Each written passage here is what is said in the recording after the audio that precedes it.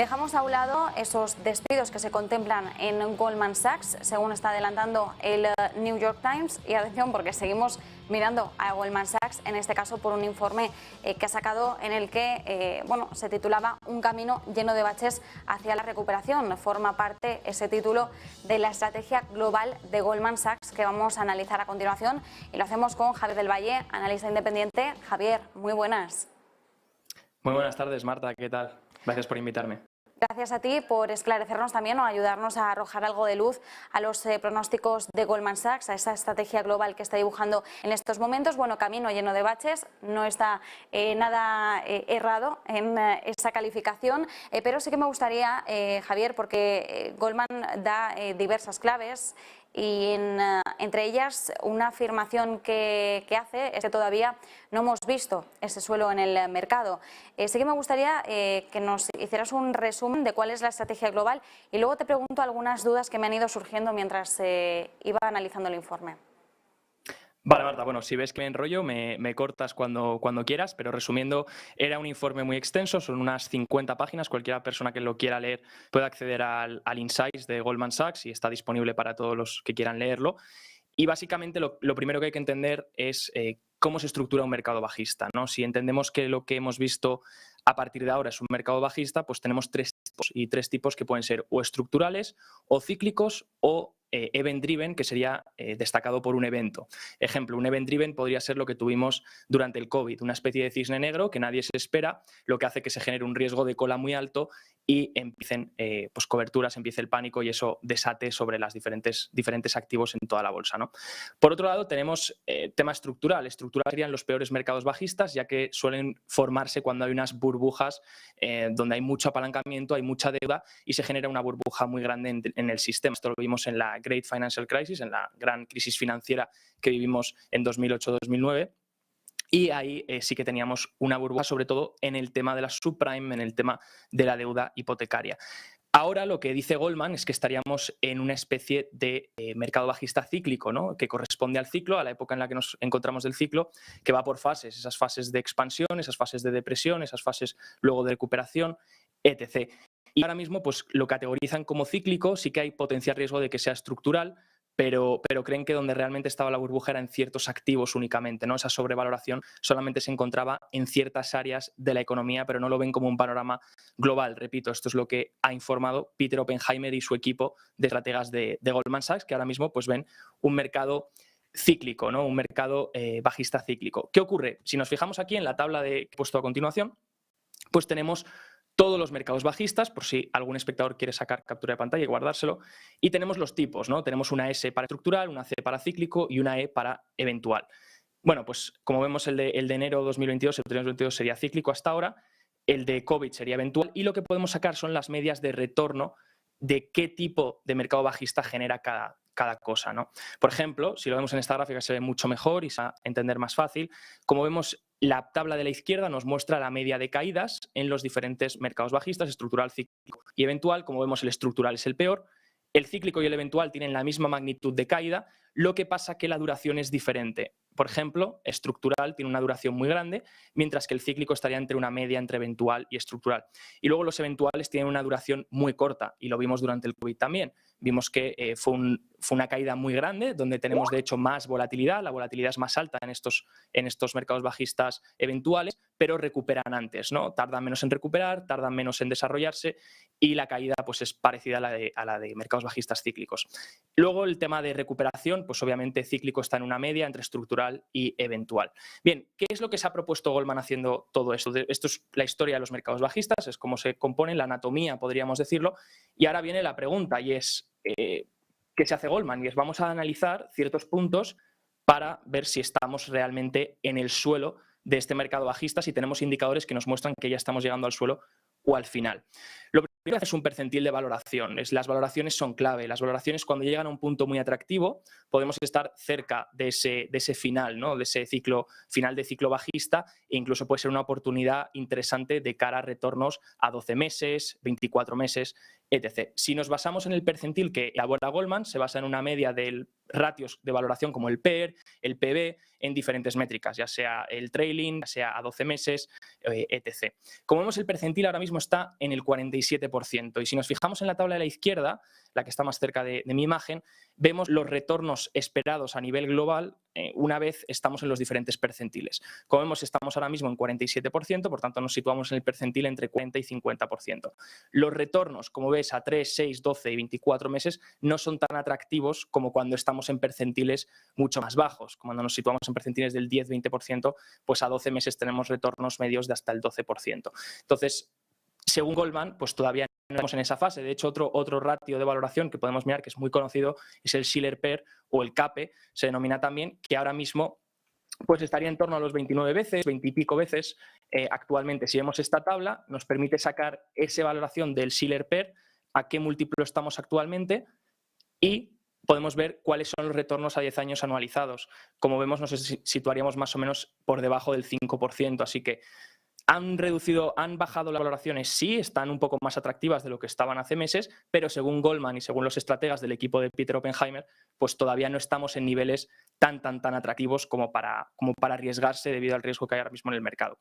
Segundo, la actividad económica. Otro indicador que miden es cuando la actividad económica llega a un punto muy débil, ahí es cuando interesa posicionarse de cara a largo plazo porque podemos ver recuperación. Ahora mismo estamos en una fase, si cogemos el ISM, aquí los PMIs en el canal de Negocios TV los comentamos siempre que salen, pues ahora mismo el PMI manufacturero del ISM en Estados Unidos está en 52, pero como vemos la tendencia, si nos fijamos en el gráfico naranja, la tendencia ha sido ir a la baja.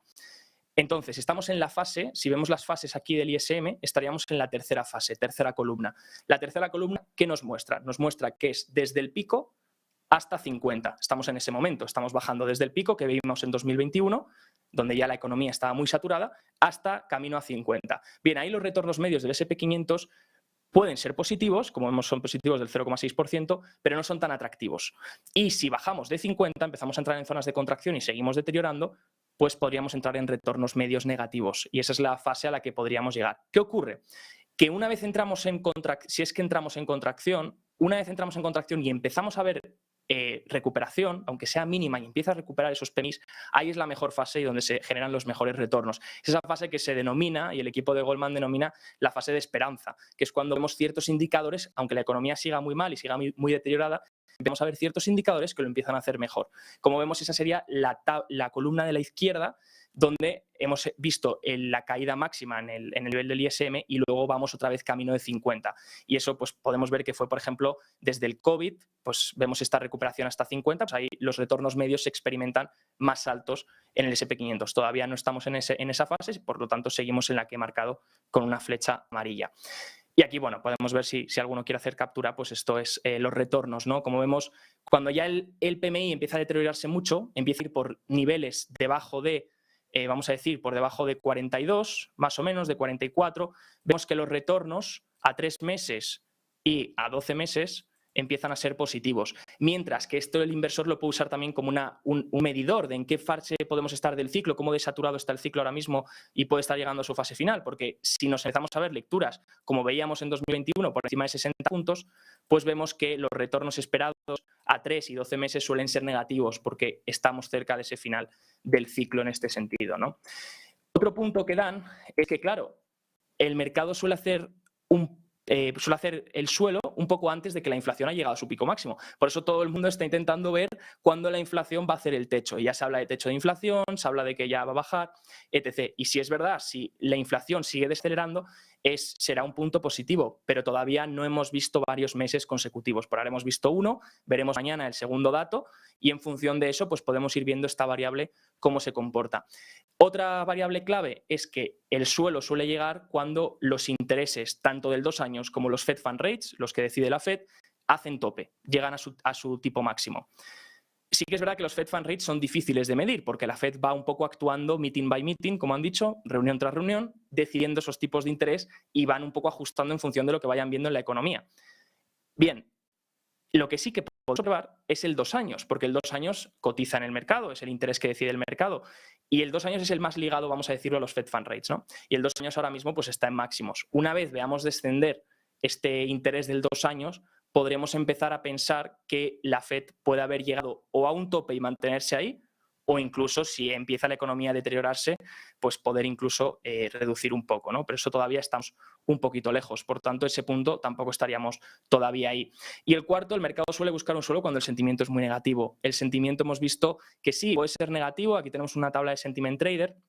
Tenemos que fijarnos en el gráfico de la derecha, ya que el de la izquierda está mal porque no está computado en función del market cap actual comparado con 2008, no se ha tenido el cambio del market cap en cuenta, y lo que sí que podemos ver es que hay mucha cobertura.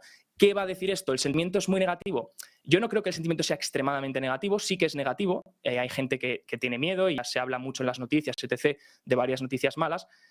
Pero es verdad que esta cobertura lo que va a forzar es que haya muchos rallies intermitentes, rebotes rápidos y grandes, como hemos visto estos últimos meses o como estamos experimentando estos últimos días, de cobertura por parte de estos cortos, donde esta gente que está bajista, tiene exposición bajista neta al mercado, pues tiene que empezar a cubrir esas posiciones y los market makers a la par tienen que comprar para cubrir también, ¿no? Por último, Goldman resume todo esto en dos indicadores. Si nos queremos quedar con algo, quedémonos con lo que dice Goldman. Los dos indicadores que resume son el primero, el GSBLBR, que es su indicador fundamental, donde combina 6 variables: desempleo, inflación, curva de tipos, ISM, como hemos visto, manufacturero, valoración y riesgo financiero del sector privado. Nos pone a la derecha los percentiles en los que se encuentra cada variable y ahora mismo estaríamos en rangos de 62%, lo cual el riesgo sigue siendo alto. No estamos en un nivel en el que digamos, es muy atractivo esto. Al revés, todavía el riesgo sigue siendo alto porque hay ciertas variables que están todavía en un percentil muy alto, como puede ser el desempleo, que sigue en niveles, pues ha aumentado un poco, ¿no? Pero sigue en niveles mínimos, como puede ser el Shiller Pair, etc., que acabamos de ver, ¿no? Y por último, el indicador de sentimiento, que sería el GSRAI, que es el indicador de apetito de riesgo, donde combina pues, equities, volatilidad, crédito, bonos y divisas. Si combinamos esos dos indicadores de Goldman, tenemos los resultados en esta misma tabla. En esta misma tabla podemos ver que actualmente, con un rango del indicador fundamental, hemos dicho que estaba en 62 y el otro está entre 0 y 1, pues en 62 estaríamos en esta zona, 55 a 65, y entre 0 y menos 1, entre 0 y menos 0,5 más bien, o menos 1 estaríamos aquí, ¿no? Entonces, retornos esperados a 12 meses en torno desde el 0 hasta el 4 o 6%. Por tanto, no son retornos tan atractivos y la probabilidad de estar en un escenario positivo a 12 meses vista, pues del 50-60%. Por tanto, tenemos un 40% de probabilidades en contra y esto es lo que resume Goldman Sachs dando unas conclusiones. Una década de desinflación que hemos vivido durante los últimos años, que ha permitido que esas acciones se revalorizasen y esos múltiplos se expandiesen, pues ahora podríamos empezar a ver un ciclo con mayor inflación. Sí, puedes acelerar el CPI perfectamente, pero a lo mejor podemos ver unos años donde no tenemos el CPI histórico que hemos tenido en la última década, sino un poco más alto, con incluso posibles shocks energéticos. Lo segundo, de globalización a regionalización. Estamos viendo conflictos geopolíticos, estamos viendo guerras, estamos viendo muchas tensiones a nivel global. Pues eso puede hacer que la globalización, que juega un papel clave en la desinflación, en la bajada de costes, pues podemos ver a lo mejor que pasamos a una regionalización, más proteccionismo, lo que hace incluso que esos costes todavía se disparen. También ven una rotación, menor CAPEX, menor gasto en CAPEX y más gasto en gastos tradicionales, en salarios, en gastos habituales, operativos, con mayor deuda de gobiernos e intervencionismo. Eso estamos viendo, es una categoría principal de la que poca gente está hablando, del intervencionismo que estamos viendo durante todos estos años, ya sea en Estados Unidos, que lo veníamos viendo desde el año pasado, con los monopolios, con Facebook, hablando ante el Senado, y ahora lo estamos viendo en China, con empresas que están siendo intervenidas por monopolio o por otras categorías. Luego, del crecimiento a los márgenes y cash flows, según Goldman, se va a sobrevalorar más el margen y el cash flow más que el crecimiento, que era lo que se venía dando esta última década de tipos bajos y de desinflación. Luego, una mayor recompensa a la diversificación, menores retornos y más alfa y menos beta. ¿Qué quiere decir esto? Que más que seguir al mercado, donde una década nos ha recompensado estar invertidos, recompensaba de por sí, más que intentar elegir en dónde exactamente estar invertido, pues ahora dice que lo contrario, que va a tocar hacer más trabajo de campo, investigar cuáles son las industrias y los sectores con mayores retornos y mejor valoración y a partir de ahí encontrar el alfa. Siento haberme enrollado, Marta, pero quería resumirlo todo. No, para nada, Javier. Además, estaba mirando porque la presentación era muy didáctica también, así que no quería perderme yo tampoco nada de lo que dijeras. Me ha gustado también, además, los motivos por los que Goldman Sachs desgrana que todavía no hemos visto ese suelo del mercado. Creo que ahora cada vez que veamos un sentimiento que pueda asomarse más negativo o incluso cuando se empieza a hablar de si la inflación ha tocado o no pico, nosotros ya estaremos pensando en si esto significa que ya estamos viendo o no ese suelo del mercado. Otra de las cosas que apuntaba Goldman Sachs, esto ya respecto al próximo mercado alcista, es que va a ser más gordo y plano que el anterior. Y yo quería preguntarte a qué hace referencia eso exactamente, porque visualmente no termino de verlo. Bueno, hacen referencia al ciclo, al margen macroeconómico, al régimen, macroeconómico al que podríamos entrar. Sí que es verdad que todos los inversores estamos a lo mejor, cuando hablaba de sentimiento, por ejemplo, todos los inversores a lo mejor estamos pensando, bueno, pues a lo mejor son unos años malos, ¿no? Unos años donde toca, las valoraciones venían siendo altas, tocan contraer esas valoraciones, toca ver cómo afectan la inflación, el dólar, la reducción del balance y la subida de tipos a las empresas, que llevábamos sin experimentarlo mucho tiempo, sobre todo en grandes magnitudes, y toca ver cómo afecta todo eso en general. Pero la gente, en principio, ve que puede ser un mal año, que pueden ser 2 malos años, o que hay potencial probabilidad de que a lo mejor Estados Unidos entre en recesión o incluso esté, que ahí hay mucho debate, ¿no? Está o ha entrado o va a entrar.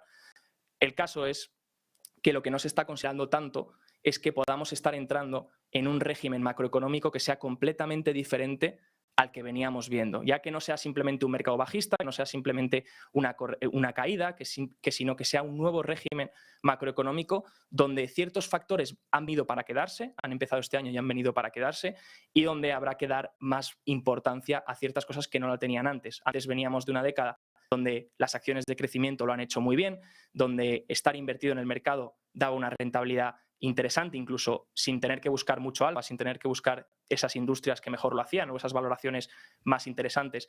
Y ahora podría cambiar eso, ¿no? Podría cambiar eso a un régimen macro donde a lo mejor podemos tener, incluso como pasó en los 70 y los 80, podemos llegar a tener shocks inflacionarios dentro de unos años. A lo mejor este shock primero de inflación que hemos visto se consigue reducir, se consigue poco a poco desacelerar, pero luego podríamos tener otro shock de inflación de cara a los próximos años si algunas cosas estructurales no se solucionan. Y eso es lo que, en mi opinión, creo que Goldman quiere dar a entender, que ya no es solo el mercado actual en el que estamos y el potencial corrección que puede tener eso, sino que también algunas variables pueden estar cambiando, lo que generaría un nuevo régimen y una forma distinta de obtener valor, de encontrar el alfa, ¿no? Javier del Valle, nos quedamos con esas claves. Muchísimas gracias por andar en las claves, en la letra pequeña de lo que nos indica Goldman Sachs en ese informe. Ha sido un placer. Muchas gracias, Marta. El placer ha sido mío. Nosotros, mientras tanto, repasamos también algunas de las